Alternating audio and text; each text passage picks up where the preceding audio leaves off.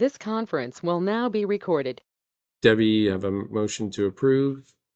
Dave Wegman, second. Dave Wegman, second. Are there any comments or discussion?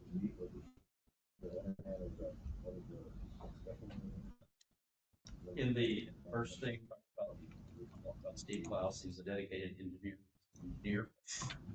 Yeah. It can be changed. Yeah, Donovan pointed out just clarification on Steve Klaus's bio, that we'll make that change. Yeah, scientist. All right, if there's no further discussion, we have a motion and a second. All those in favor of approving the minutes, please say aye. Aye. All right, we have approval of the minutes. We'll defer item number 4 until we get comms back. Chair report. You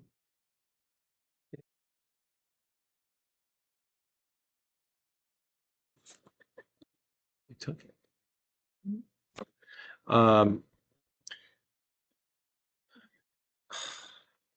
Kendall took my notes. Actually, the big thing that we had been asked about to give an update on is now an agenda item. It's the next gen flood warning system. Aaron Cavazos is here and we'll give a full update on that. Kara and I had some discussion with Texas Water Development Board, and I've actually Matt Nelson from Water Development Board, he and I have been playing phone tag all week to, I think, continue some of that dialogue. Reem also reached out to me as well. So I know that, this group had expressed some questions and concerns and frustrations with how projects and funding was selected. So I'm continuing that dialogue. I don't have anything new to report, but it is still an ongoing question. I will just leave it at that for now. And I don't think I have anything else, correct? Okay, so that is my chair report. Item number 5, Dave. You have to here. Thank you. On camera. Thank you, Mr. Chair. I don't have a great deal. We met on August 18th as a technical subcommittee. And because at the previous subcommittee meeting, we had talked a lot about methodologies to be used by our Water Development Board flood planning group using best available data. Kick that around versus some of the default methodologies that are being used in some of the more rural communities. So the last technical subcommittee meeting was kind of putting some finishing touches and having discussions on the goal setting that we have set in place for our group. If you remember back to our previous board meeting, we had a discussion and I kind of told you about a lot of the goals that we had set when our group first got initiated. Were too technical, too tracking heavy. So we're trying to make them a little bit more manageable as far as being able to actually report back to the Water Development Board what our progress is on those issues. Other than that, that's about what we discussed on that meeting. Our next meeting is going to be on the 22nd of this month. Yes, ma'am. David, I was wondering, Debbie Reed asking about when the group will have an opportunity to kind of look at those goals that make sense.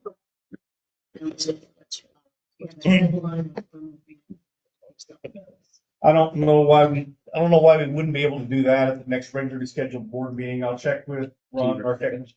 Can you just repeat the chance? Oh, yes. Debbie Reed asked if the technical subcommittee could provide an update to the full board regarding what modifications we've been kicking around for the goal setting. Yes, absolutely. The planning group will be looking at the goals and approving them. So that is an agenda item for the next planning group meeting. That's all for me. Thank you. Any questions for Dave from either in person or virtual?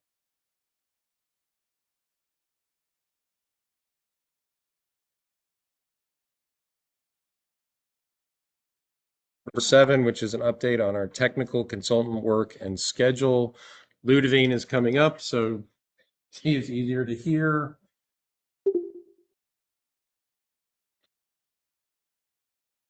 Hello, everyone in the room online.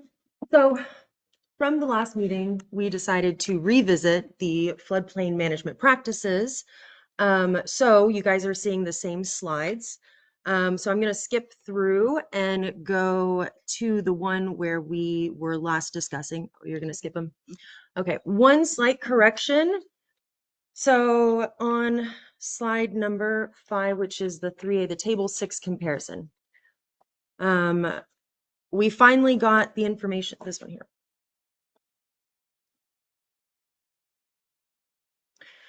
So we finally got the final information from Region 11. So we have finalized the table 6.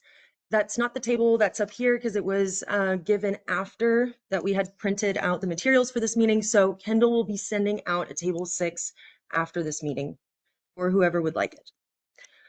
And so on this slide that's on the screen right now, that's also, so it's slide number 5 for whoever has their packets.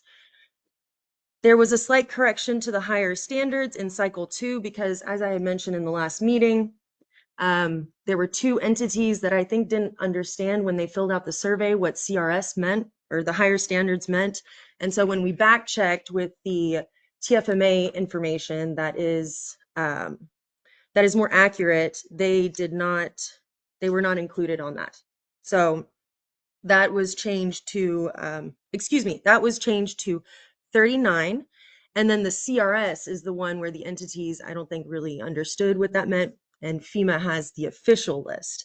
So that was bumped down to 6. So again, in cycle 2 column, higher standards was bumped up to 39 and CRS was bumped down to 6. So that's the edit on that slide. And then that was just comparing cycle 1 and cycle 2 with some of the criterias. And then you go on to the next slide, which is slide 6. So this was the main topic that we wanted to revisit. For flood management practices, does this region want to recommend or adopt flood management practices? So if it recommends a flood management practice, that means that it encourages entities to have that flood management practice. But if you guys decide to adopt, that means that you require the entity to adhere to that practice in order to have their FMX in the plan. So a follow-up question from last time. Oh, yes, Debbie? Was it just or amenities also? Oh, I was saying FMX. X, yes, FMX. all projects. All projects. Good question. So you guys had asked me which entities would be excluded from this if you guys had wanted the higher standards. So if we were to adopt higher standards as needing to be adhered to by all entities in order to have their projects in the plan, 8 entities would be excluded from having their projects in. That list includes, and I'm sorry, I did not make it into this packet, so it includes Goliad County, Balcones Heights, Karnes City, Runge, Falls City, Poth, Stocksdale, and Von Omri. So those are the 8. I think there's about 20 projects with them, or maybe 20 to 30 projects from them. So again, that would be the downside of adopting. As a reminder, what we did last cycle in 2023 regional flood plan, we recommended that all entities, and again, that's encouraging them, be part of the NFIP. So we wanted to ask what this region wanted to do. Ludovine, I have a question. Yes, there was only 2, sorry, Troy Dorman said that there was only 2 entities that did not meet this NFIP requirement, that did not have, that were not part of the NFIP. But again, the way that was, the picked recommendation meant that it did not exclude those entities from having projects in. We do have a comment online. Sabrina, would you like to say something? And I'll reiterate it for the people in the room. Yes, so my question to Ludovine was exactly what she just mentioned. I guess Troy chimed in that of those 8 communities or entities that will not, if we make the recommendation as a region to adopt higher standards, that they would not, that they would be excluded. And I guess out of that 8, only 2 are not currently an NFIP community. Is that correct? Yeah, so she was just wondering, the same question as Troy, if currently, if they were to adopt, which communities would be excluded from the NFIP? And that's the 2 communities, Sandy Oaks and Nornheim. And they are also in the 8. No, they did not submit any projects last cycle, actually.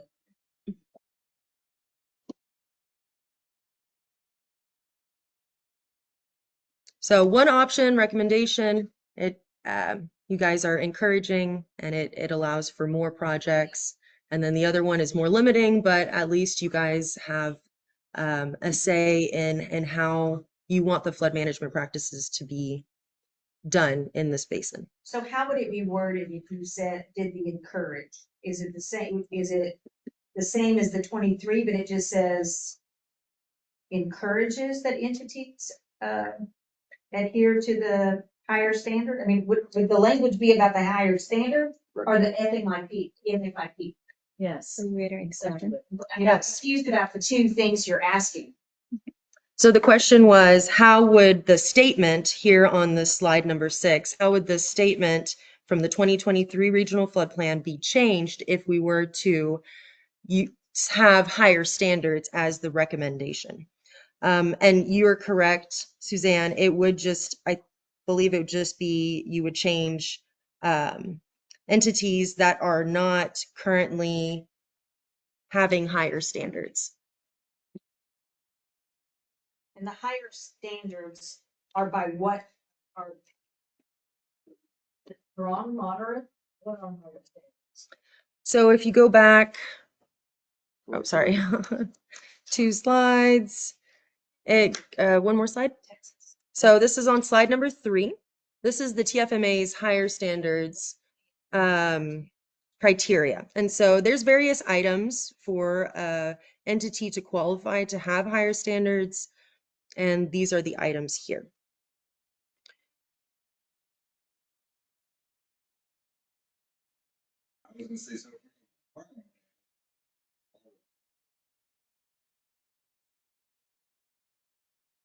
So Troy was asking if we were to require them, would we require all these criterias or just one? We went based, to answer your question, we went based off of the TFMA survey as well as what entities had said that they are adhering to higher standards. So I believe it's just one of these, but I cannot answer that question. I can follow up, but we went.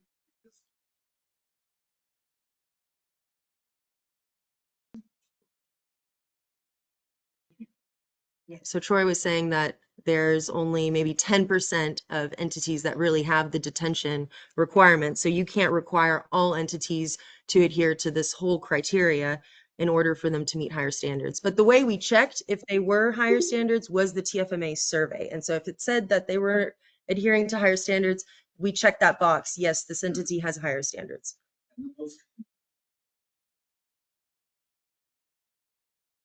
Right. But it could be just that. And Troy was saying that the most common one is the 1 foot above the BFE. And Debbie was saying, is it fill restrictions? But it's not as common.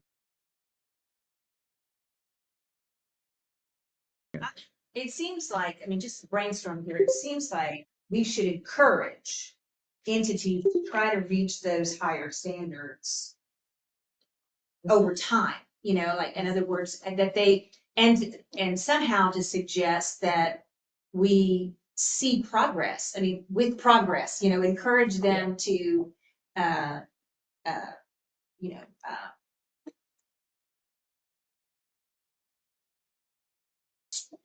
strive, not the right word, but because that's, in other words, we want to try to encourage them to get to the higher standards, but we'd like to, and something in the sentence, and I'd have to think about the wording, is that, we would like to show that their progress being made, because otherwise you can encourage and they still put stuff in, but we're not trying to get them up to a higher standard. Right. Yeah, you're not really setting a bar any higher by encouraging, and then nothing happens. So how can we encourage without forcing. without, of course, you don't want to force, you don't want to keep people out because that's not good either. However, I'm just trying to figure out. And so Suzanne is leaning towards encouraging or recommending the higher standards. This way it really it helps show entities that are progressing towards there. And I do want to note that that is also one of our goals. Yes, Is higher standards. So we'll have it both in the encouragement, the recommendation, as well as in the goals section for our basin. And yeah, we'll have to reword this because this is geared towards NFIP. But I'm thinking just something along the lines that the Regional Flood Planning Group recommends that entities work towards achieving a higher standards. And you have to say higher standards defined here, this TFMA standard. As per the TFMA. This is not a FEMA standard. This is something the organization has established as higher standards. These are not FEMA higher standards or some governmental entity. The TFMA is a professional organization, correct? Yes, it is. That's correct. I'll have to look into what FEMA, if they have the lingo higher standards, but I've always seen it with TFMA. So I'll follow back with that. But whatever language used can say per TFMA, to be clear. Sabrina does want to chime in from online that she agrees and thinks that we should encourage all entities rather than require. Debbie had a comment. Just a comment about the option of actually requiring something around the BFE, and that then there's towards the other goal that it would be an encouraging, so that it's laid out where this process is going and assists folks to start looking at adopting higher standards. So let me see if I get your question. Debbie was asking about the BFE and if we should include that into our statement, like specifically from the higher standards, include the BFE 1 foot or more above the BFE that be required. And then the encouragements where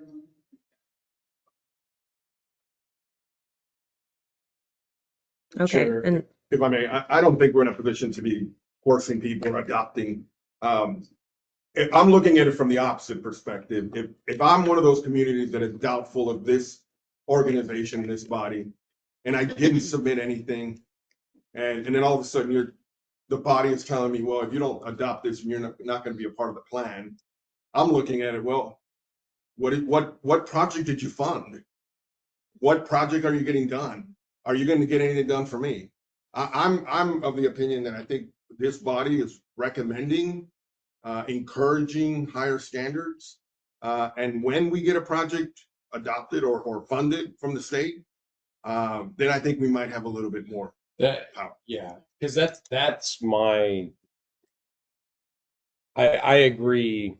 We should be recommending and encouraging. I think especially if for those entities that are still in the planning stage and trying to do studies and understand the challenges in their community better, like that makes sense. Why would we put some onerous burden on them at that point?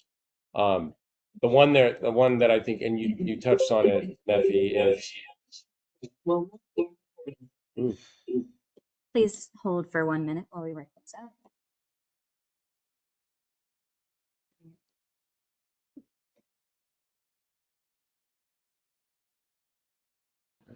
Try it.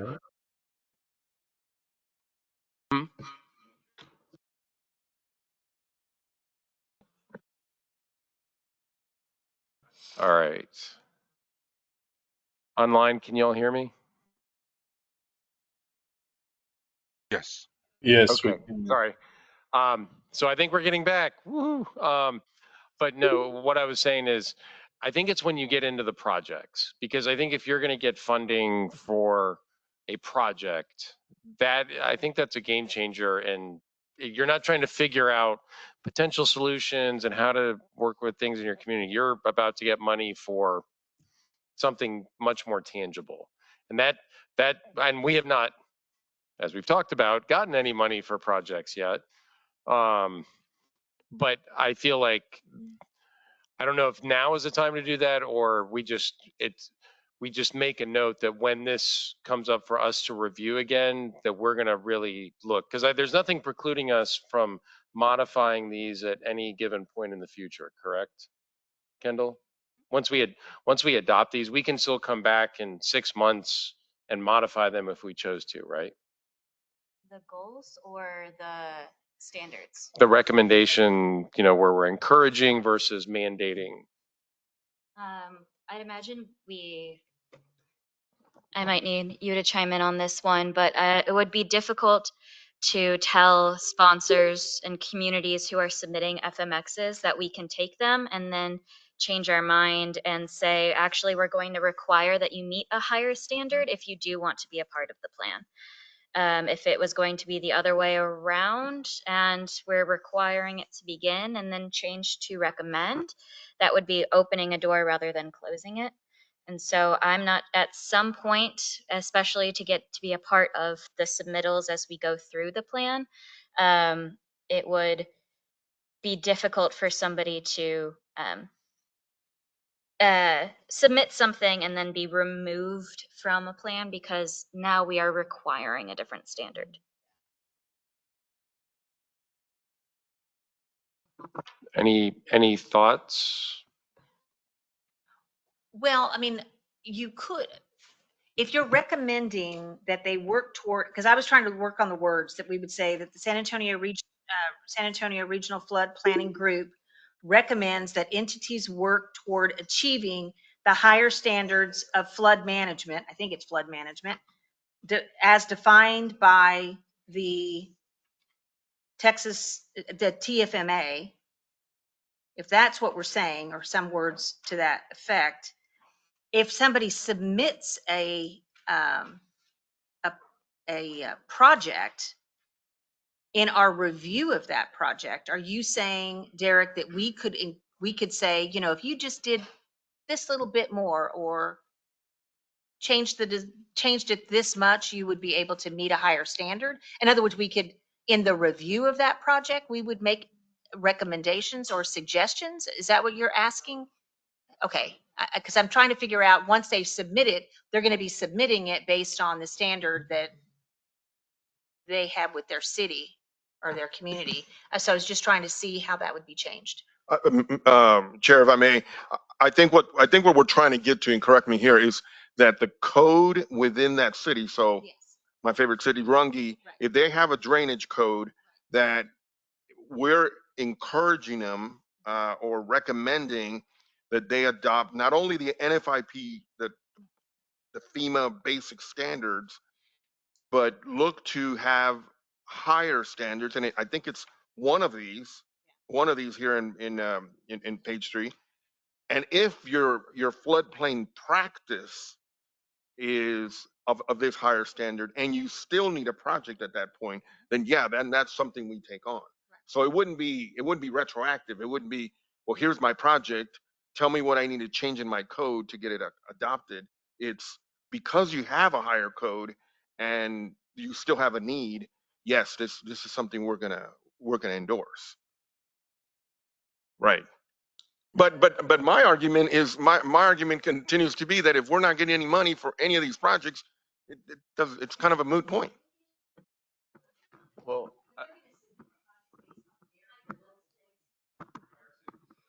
Right.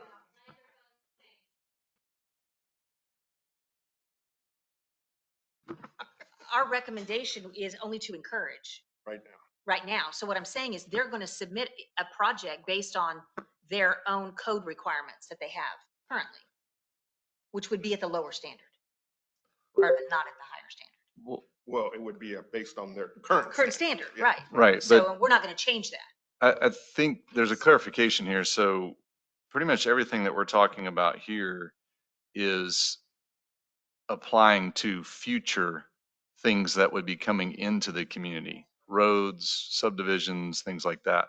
The projects that are being submitted now, whether they're a FME where you're looking at the existing problems or whether it's a FMP where you're actually trying to resolve a project, this doesn't really apply.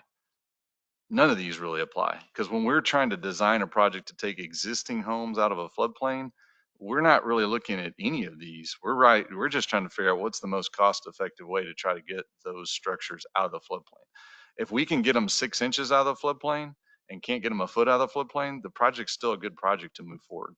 And so there's like, it's kind of a little bit different. I mean, to me, encouraging them to adopt this is looking forward at not increasing flood risk as new things come in, or if for some reason they were going to elevate homes or something like that, then that the 1 foot might apply.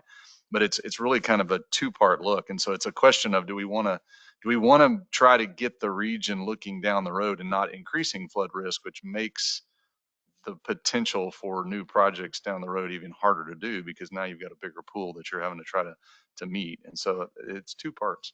So it's a question of, do we want to hold them to one in order to do the other?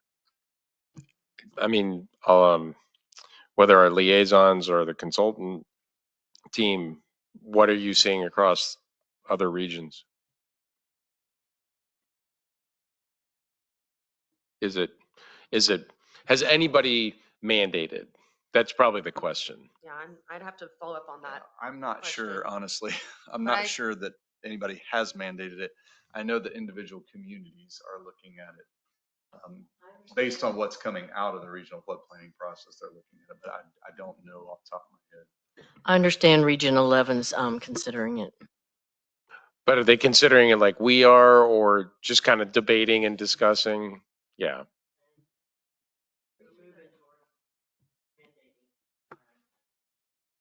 And Region 13 is, I mean, it's more rural, so they're trying to get everyone to NFIP and they're recommending. Yeah. So not adopting. So it's 15 as well.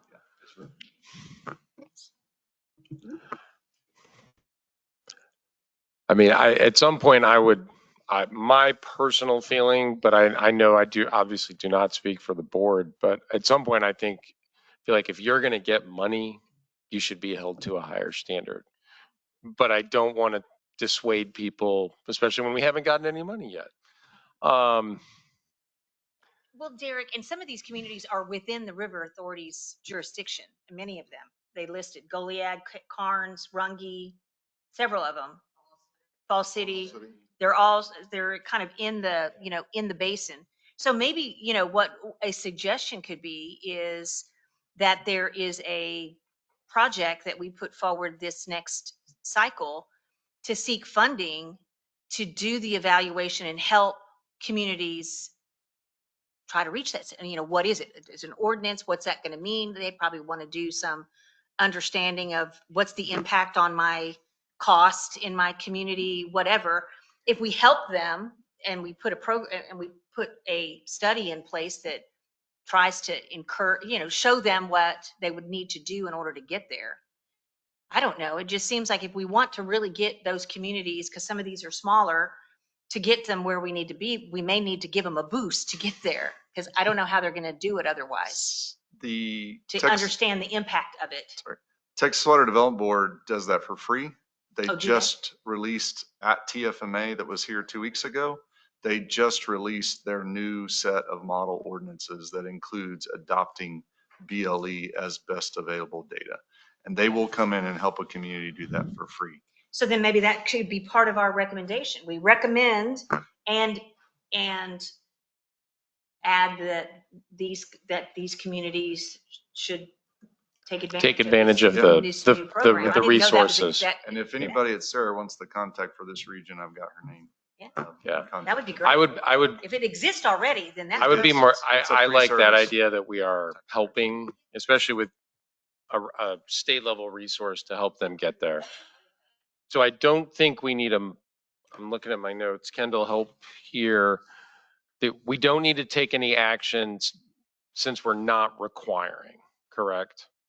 Okay. Awesome. Well, this was a really good, oh, go ahead. Just a quick question. Some Yeah. of these are about entities that have some of that ordinance making process. SAWS is a little bit of a different entity. A lot of the water utilities out there will belong to the city. Where would we fit in? I don't see us on the list. Where does SAWS fit into that list? Well, yeah, they would not be under this requirement for flood management practices. You guys are excluded. Y'all can do what you Oh, we'll just do whatever we want. want. No, I'm just kidding. I'm just kidding. Within reason. It kind of goes to, I guess, Suzanne's point is we all follow it, like we fall under the city of San Antonio, so maybe where we would. Right. we would Yeah, fall. but you are not included in the 65 entities that are accounted for the evaluation of flood management practices that are in this table here. But again, the newer And so tables can come regardless of out. what we do, if we end up adopting a requires or something like that, how would that apply to an entity like us? I guess is what I'm trying That's a good question. Tressa, I saw you were online. Did you hear that question? I'm sorry, but wouldn't it be subject to whatever jurisdiction you're in? So if you're in the county, if you're in Bear County and you have something that you got to do in Bear County, it would be subject to their floodplain ordinances. If you were in San Antonio or if you were in Balcones Heights or whatever community you're in, you would be subject to that. And I mean, that's what you guys normally do. Yeah, If so, you're building I mean, when a we get pump station next to the entity-spec- floodplain, you follow the local code. Yeah. So I think it would kind of be the same. You'd be subject to whatever organization you're in. That makes sense. I guess that's my question. So we're talking about entity specific, and obviously this would be more of a jurisdiction type of a specific, if we were to go to a requires type. Yeah. All right. So just in summary, we're going to stay with what we have, where we recommend and encourage and help educate those entities that are not at a higher standard, how they can get there and take advantage of those resources from the state. And we'll Yep. hold that, until we need to debate this, until we get some money. That's great. All right, thank you guys for that discussion. There was 2 other things I wanted to mention. Can I just ask a quick question just before since we already know there are these 8 entities that fall outside of these standards, according to what you said earlier. Mhm. And now Water Development Board has this program that they just announced that's available. Could we reach out to those 8 entities and ask them or connect them with this new available Absolutely. opportunity? Is that something? Yeah. Is that possible? Yeah. Can we do that? Just to let them know that they may not know it exists. Yeah, because they just rolled. I mean, that's 2 weeks old, right? Yeah, it's just it's brand new they- information. It's hot off the press. They've hot had off the the press. program for a while, but they've updated their model ordinances and made them available now in like Word format, so somebody can just go grab them and plop them into their NFPG ordinance. But yes, it's much easier, but the program has been around for a while. But they are active. That's why they were at TFMA, is because they're actively trying to help communities to update adopt higher standards. And Sarah has regular meetings with different floodplain administrators downstream, so we can make sure that word is getting out that way too.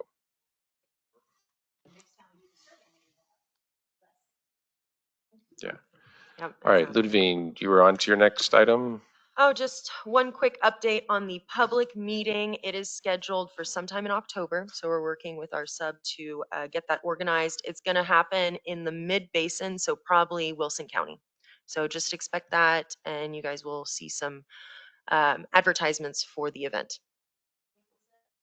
Mid-October, there is not a set date yet. Oh, and that's it. Thank you, Chair. Thank you, everyone. All right, thank you. So I think we basically hit items 7 and 8 all together. Next, we're going to move on to item number 9. Aaron. Oh, well, I'm sorry. Circle back to Tressa so she doesn't have to suffer any longer than usual. Tressa, communications from the Water Development Board, item number 4. The floor is yours. Thank you. And I will keep it brief. So the TWDB has received responses from Region 12 regarding the second amended 2023 regional flood plan. We are reviewing the responses and should get back to y'all shortly. And then as a reminder, we are hosting a technical conference calls for chairs, sponsors, and technical consultants on Friday. It's from 9 a.m. to 10:30, and the agenda includes some information about the upcoming technical memorandum due in January, as well as some information about the TWDB FME performance. And that's all I have. All right. Any questions for Water Development Board?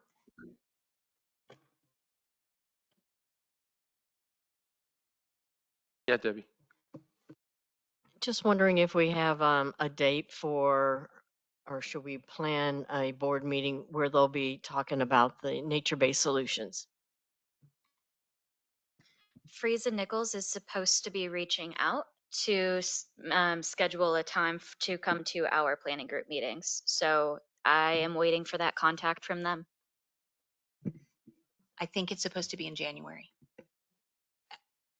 According to my staff member who sits on that team, is they said the guidance that they had gotten from Texas Water Development Board is that the presentations to the regional group planning groups are going to happen when the document is out for public comment, which he said was probably going to be January.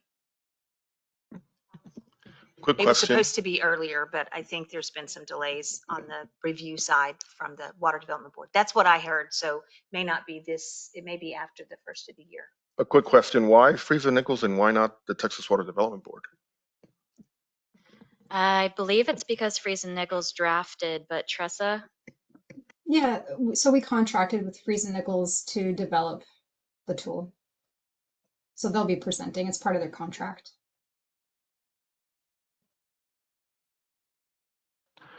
All right. Anything else for Tressa? Okay. Aaron, does it matter which one you do first? I know you have two presentations up. I'll go in order of the Okay. agenda.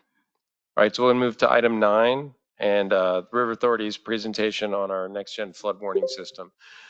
And this is all, some of this, just preface before Aaron takes over.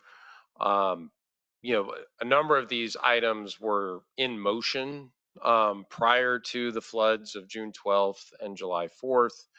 But with the, additional unfortunate interest or interest due to unfortunate events, some partners have brought forward more funding. There's definitely more interest in, making this better, accelerating things that were already happening. And so that's what leads us to today. So go ahead, Aaron. Thank you. Good afternoon, Aaron Cavazos, the engineering manager at the River Authority. Talking about this next-gen flood warning system, I'm going to start with a little bit of background. Of course, most, if not all of you know, the conditions we're in Bexar County with the transition from the hill country to the plains and the way that affects our rainfall and turns into flash flooding. And it also, the elevation change from the north to the south is pretty drastic with steep conditions, but also the limestone affects how quickly all that rainfall turns into runoff. Y'all are familiar with the area of Bexar County with all of our watersheds, and what we're talking about is up here in the northern part of the county. It's steep, and that's where the rain falls because of how air moves in and hits the higher ground and drenches everyone and everything. And then the larger river basin. So the other element of the background is the formation of the Bexar Regional Watershed Management Partnership, which includes Bexar County, City of San Antonio River Authority, and all the suburban cities within Bexar County.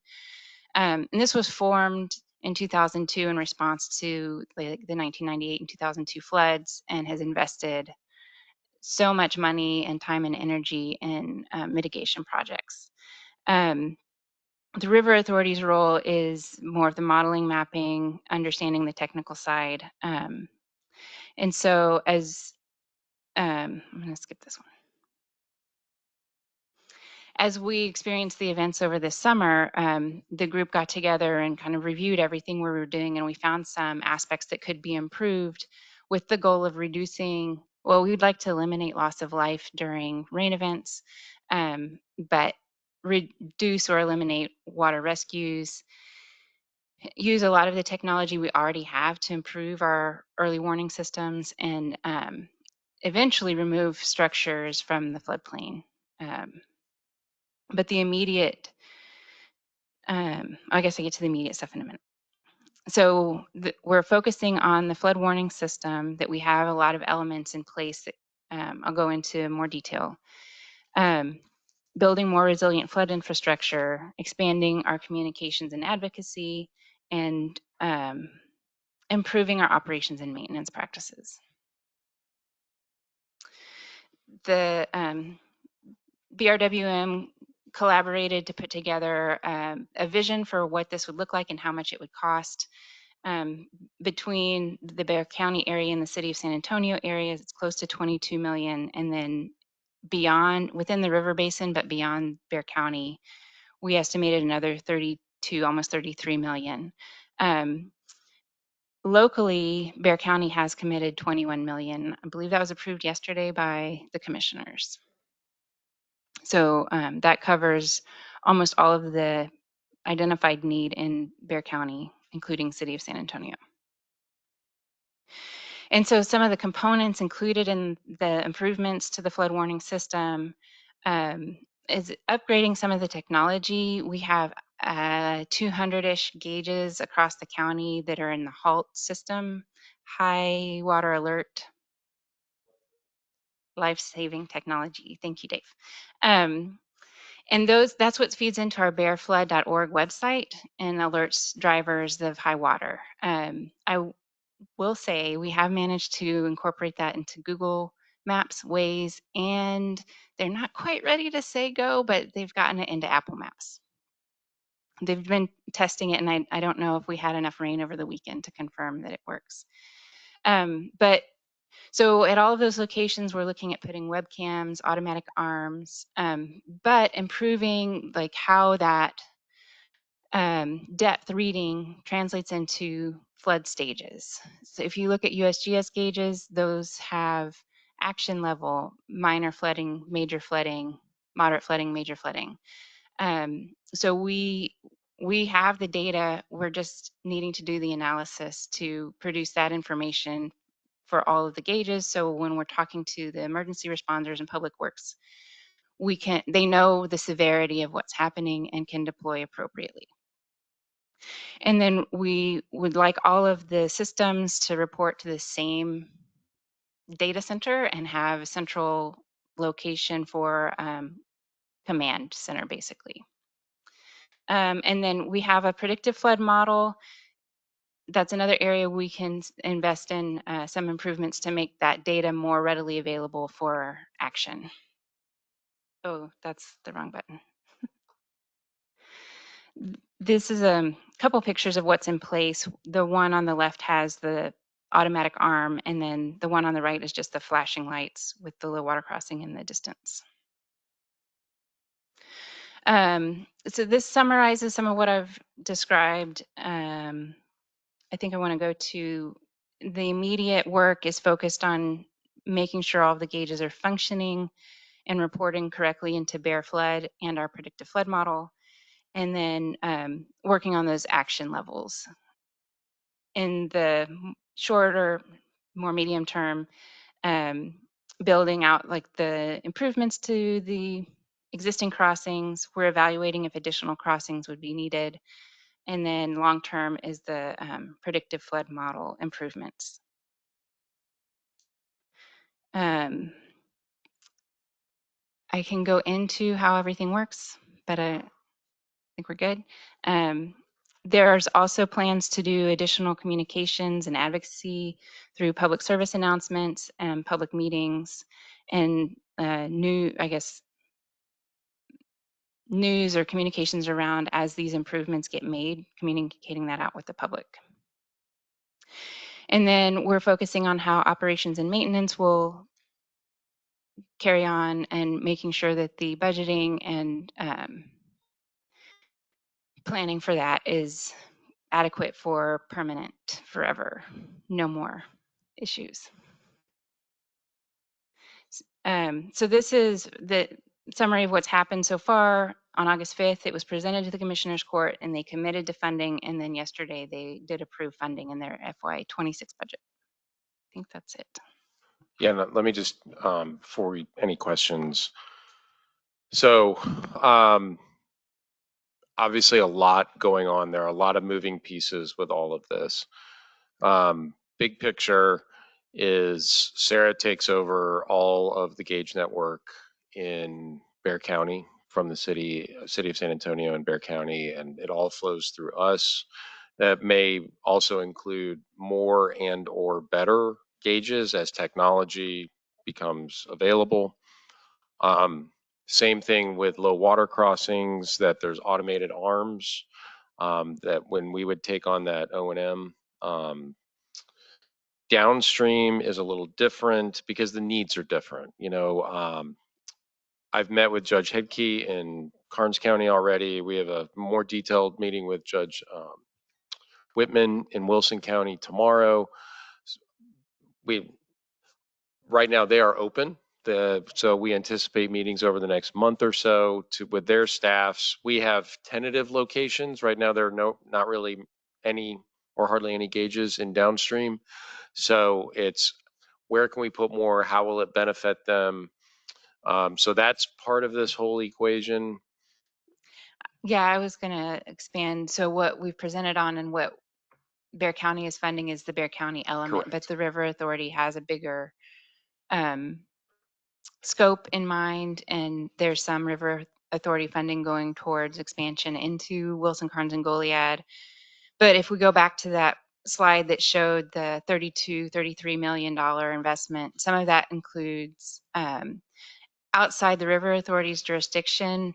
We know there are other gauges and potential, everything that flows up there flows downstream into the San Antonio River Basin, and all of that data could be used to help with the flood warning system. So there's not everything is included in our Bexar County work, but I think as a region, it's good to just keep in mind that there is an interest to go beyond Bexar County with this. Yeah, no, for sure. And it's a regional approach.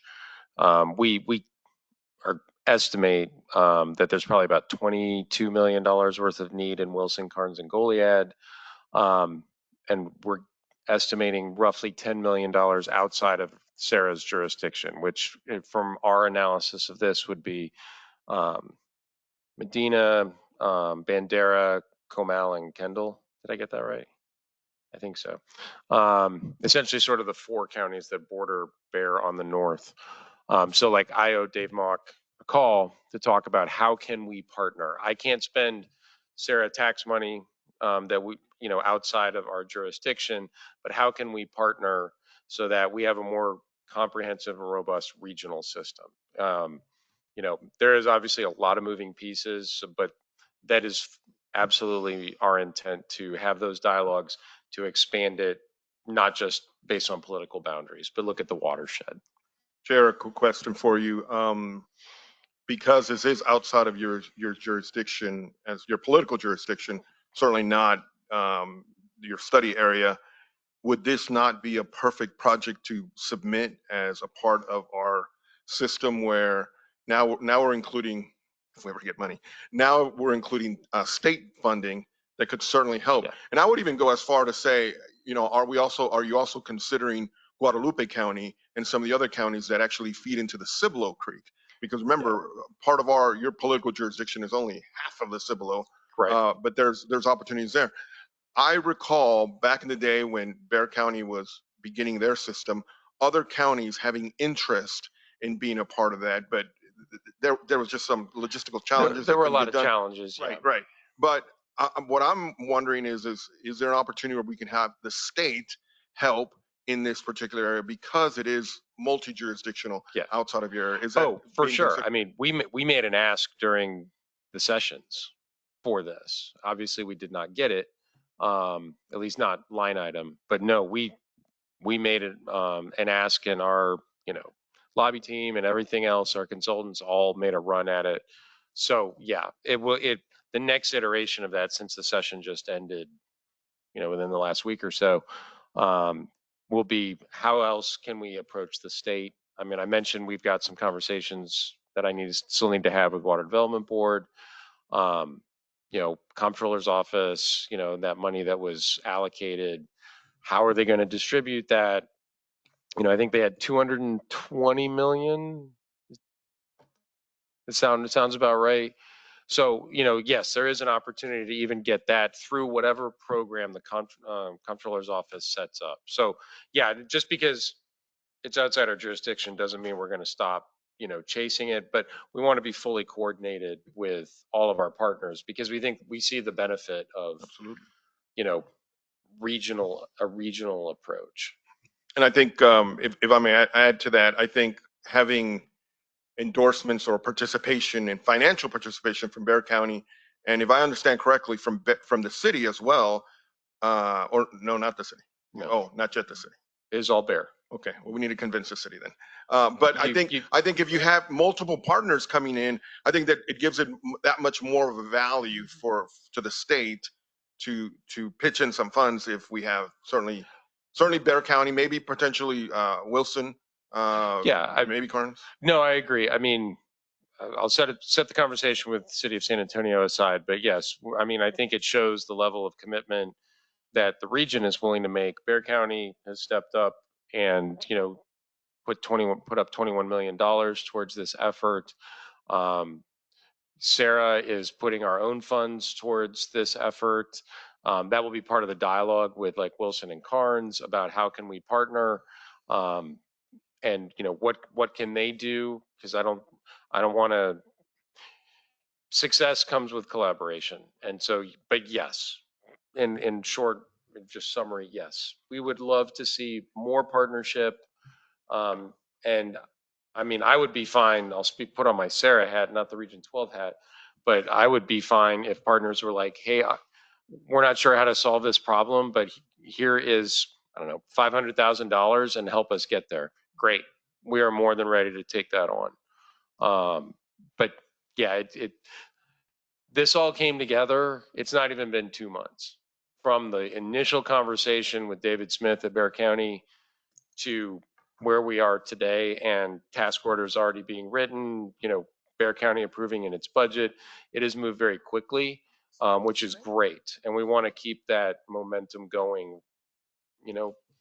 It's unfortunate how we got here, but let's take advantage of the interest and the concerns in the general public and with all the entities involved. So Derek, you mentioned that y'all were going to take over the maintenance of the system once it goes into, it's going to be one big system between the cities, because I know city has whatever they call it, safe system, and then the county has the halt system. It's all going to be one system. Mm-hmm. And y'all are going to, the river authority is going to manage that. But does that mean once it's all up and running, y'all would also do the O&M, the physical on the ground, It does. if the gate gets broken or whatever? And in the interim then, as the system is getting up and running, when does that transfer occur? Because I do know now that there are times on the ones that don't have the arms that the city and or the county goes out in advance and puts up, the sawhorses and says, don't go here, or gets out there in advance. When is that going? So that remains the city and the county until it's all up and running? Correct. Yes. And then that. And we haven't even signed a task order.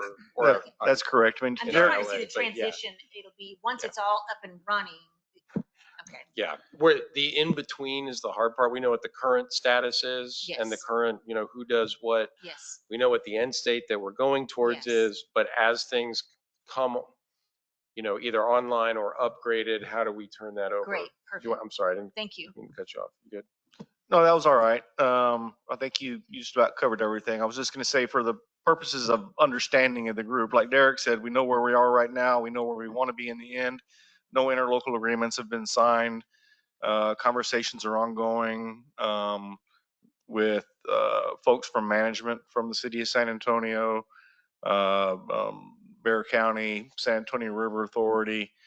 Obviously, there is going to have to be a lot of massaging of what's happening right now, since the city of San Antonio uses one set of methodologies on how they do theirs. We use some on ours. Comal County may be using something different. So there's going to have to be an opportunity to make everything homogeneous so that when Sarah takes it over, they're just dealing with one thing. So when we have vendors to select, we've got interlocals to write. But we've been given direction from the county manager's office and the county commissioner's court as they want this to happen very, very quickly. So we are somewhat under the gun. So, Chair, another question. Oh, I'm sorry. Oh. Go ahead, Dave. yeah, Mr. Chair. So that was a point I was going to bring up. Thank you for bringing that up for Bandera. I was going to get maybe with Aaron later. So we have already in the past have pursued 2 modeling projects there. You may be familiar with one on the Medina, one on the Sabinal, fully calibrated HEC-RAS models that are in place, and engaged in some infrastructure. That's my previous position with the USGS, when I was helping them out with that. And so where we're at right now then is moving ahead on, and the goal was always to infill in between some of those main gauges and get up farther in the basin, because as Aaron said, when those rains come there, it's very rapid and it's all coming down your way. So I think for this board and this committee to look at an integrated approach throughout the basin, and when you were giving your thing, I think is a very wise move, and something we're already committed to and working with you to make sure it feeds into your system correctly. So. Yeah, and the goal too is not just in that particular circumstance, but to share information. I know Erin and her team had some really good discussions with National Weather Service last week, and we are already better at feeding information to them, getting information from them, which is making all of our models even better during the middle of an event. So there's already been a lot of steps forward. There's a long ways to go, but it's that kind of thing, cooperation that, the goal is that there are no lives lost, at the end of the day. Property can flood and that's not great, but at the end of the day, it's that nobody dies.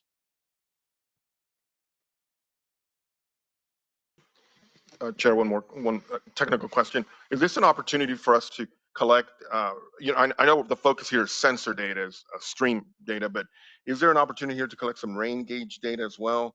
And I'm specifically talking about, EAA has a pretty good network.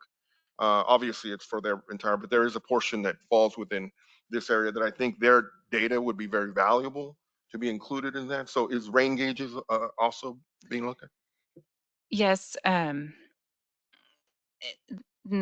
we're also working with the National Weather Service on getting all of that rain gauge data into their data system so that their forecasts are better and their radar, their version of radar gauge adjusted radar rainfall, MRMS, multi-sensor radar. I don't know what MRMS stands for, but we're troubleshooting how to get all the local rainfall data to feed into National Weather Service so they're even better at what they do too.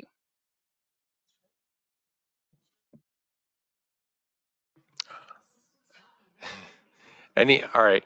Any questions before Aaron moves on to item number 10, which is about physical map revisions?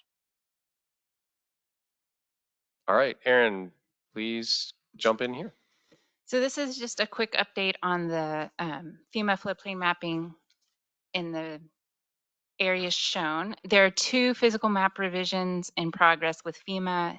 So all of these, the draft floodplains are available on our draft floodplain viewer, and then FEMA's processing to release preliminary preliminary maps.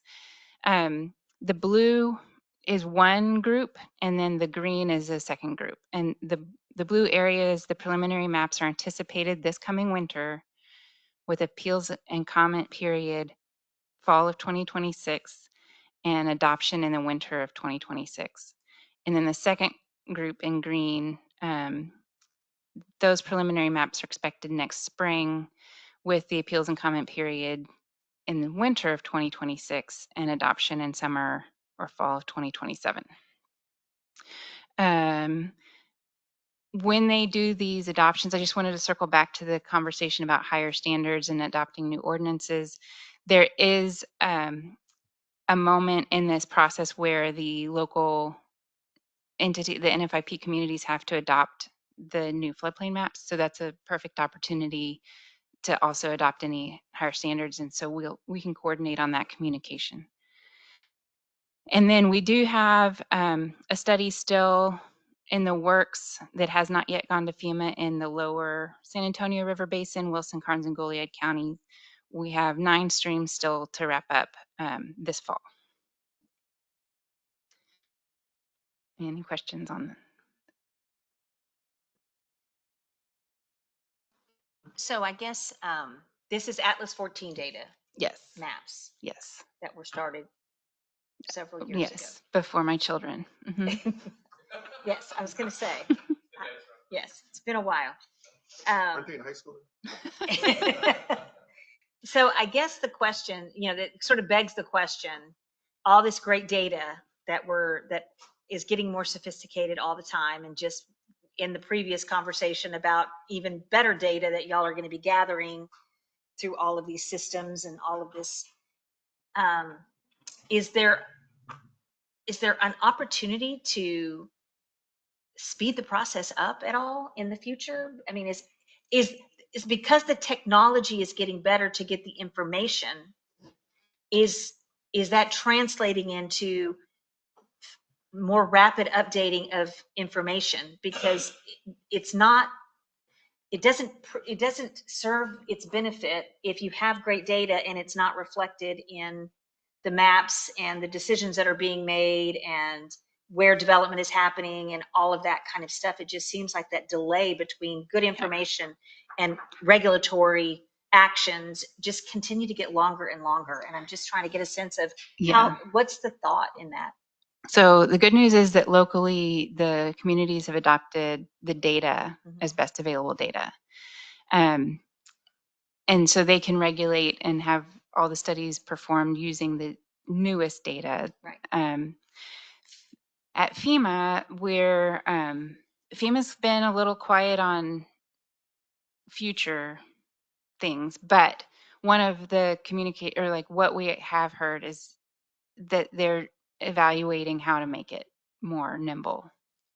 And a lot of the work they were doing on the future products, or like what comes after this wave of floodplain mapping projects, was a fairly nimble flood risk data set that you would like check out an area and update it and check it back in. I don't know if that's still in the plans. There's a lot of information out about like the private sector and their modeling, and that's fairly nimble, but there's also a question of like how detailed it is when you get really into the like neighborhood level residence level thing. But I think the whole industry is wrestling with that question. So we don't have an answer yet.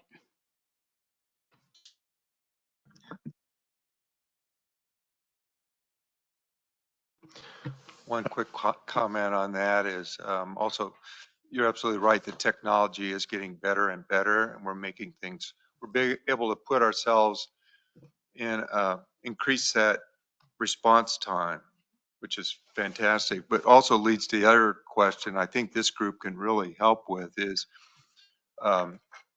having the sensor technology and all this new next generation radar and all that is great.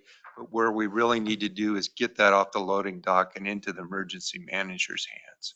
So they fail oftentimes to understand where the data is, how to get it, how to use it. And I think that would be a really big benefit for this group, especially in that kind of river basin approach. Yeah, we were talking about that with somebody who referred to that as the last mile. of the work. Yes. Like the first mile is getting the rainfall, and there's enough of an issue there, getting the rainfall into our models and accurate. But then the last mile is the communication and making sure the people who can take action get the right information. Right. So that's some of our communication in the next gen. We've been meeting with the Office of Emergency Management, and they gave us a lot of great ideas about others who are part of that response that we should be including in our notifications, and we need to work on how we communicate that out so it's clear and not engineering speak. Yeah, I Oh, mean, there's exactly. it's that translation from, the technical engineers that are looking at the model and, getting those into the fire chief that is running the emergency ops center. What does that mean? And so we've had a lot of great discussions, more to come, but yeah, like, how do you translate that? And especially when you're in stressful conditions with, no sleep and, having to make fairly quick or split second decisions. Right. How can we support them best in that role, in their roles with the data and information that we have? Chair, one more question for Aaron. I know, Aaron, you guys did a great job of getting out to the public and sharing some of the model. I want to say maybe it was 6 months ago, maybe a year ago that you guys were out, or maybe longer than that. How much of this, because it seems like to me, it seems like it's been a while, but how much of that time has been due to staffing challenges in FEMA Region 6? I asked because I know there's been some high profile folks that I've known for a long time who retired and have left for various reasons. Was that an impact to the schedule as well, the lack of FEMA staff? We have noticed the schedule get extended this last year, and we think it is a result of FEMA staff and just the reviews that have to happen as they go through this process in the phase 3. Yeah. So the schedule has extended. And this is just a point of discussion, since not everybody in this group is privy to what goes on at our kind of our technical planning sessions for that next gen stuff.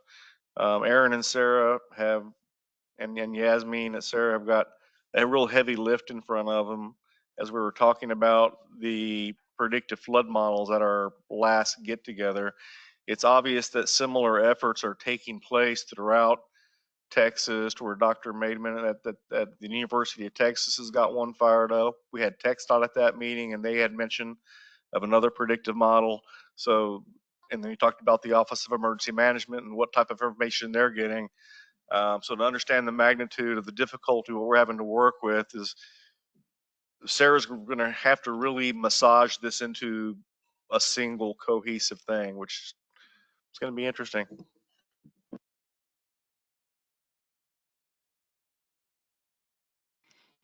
We haven't had the meeting they came to with us. It was the transit side, right?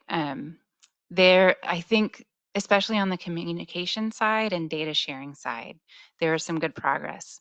And then yesterday, we met with Dr. Maidment and the Rosemary something from TxDOT in Austin that's been working on this research project, and their work is going to go on through January 2027. So it's not imminent to be released, but they do have some data products that I think will be useful.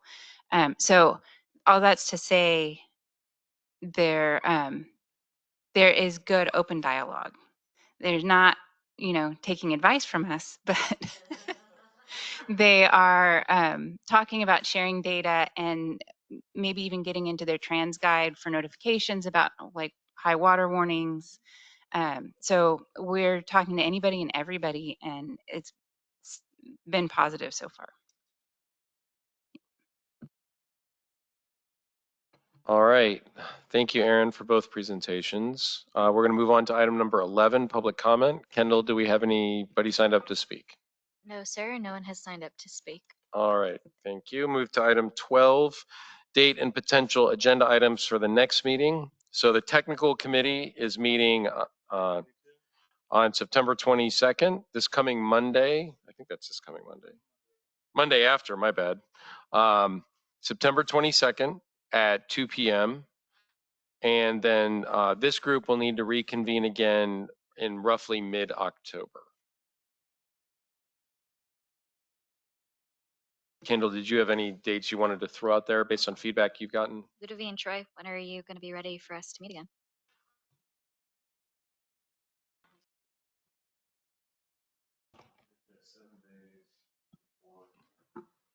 So if we want to talk about goals at the next committee meeting, and we're going to talk about them on the 22nd, and we have to have 7 days. For the, well, September 22nd, the technical committee. Right. That's the goals, the timeline for posting that is, the extended timeline is only specific to when the planning group will be adopting the goals. So I don't have that same posting deadline, the special one for technical committee. When we take the goals in October to the planning group, that's when I need to have the meeting materials earlier than normal. So don't worry about September 22nd, No, but that's for what I'm talking October. about for the October meeting, thinking about when we want to have that one. Yeah. To give us enough time after the 22nd. So a week after, or with a buffer of when you'll have the goals prepared. It's when we can meet. Same time in October. Same time in October as this time. It gives us a month. It's a good check-in. And at that time, you guys will have had the technical committee, the goals approved, and then that'll be 7 days in advance from. So you're saying like Wednesday, October 8th? Let's see. Yeah.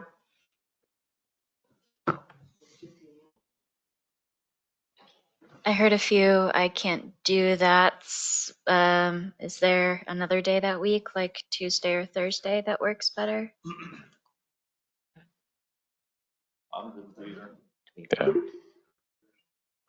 Thursday. I heard Thursdays. Okay. Online, how do we feel? Tuesday works better for Sabrina, but are there any other comments about Tuesday or Thursday between October 7th and 9th? Both Tuesday and Thursday would work for me. Thank you, Jeff. Okay. Seems like we've got a consensus for Thursday in the room. Do you want to do 2 o'clock again? I think so. Okay. All right. We'll move forward with Thursday, October 9th at 2 o'clock. Okay. And last item is adjourn. So could I get a motion in a second? Thank you, Debbie. Dave Wegman, second. Motion in a second. All those in favor of adjourning, please say aye. Aye. Aye. Y'all be safe. Have a good one.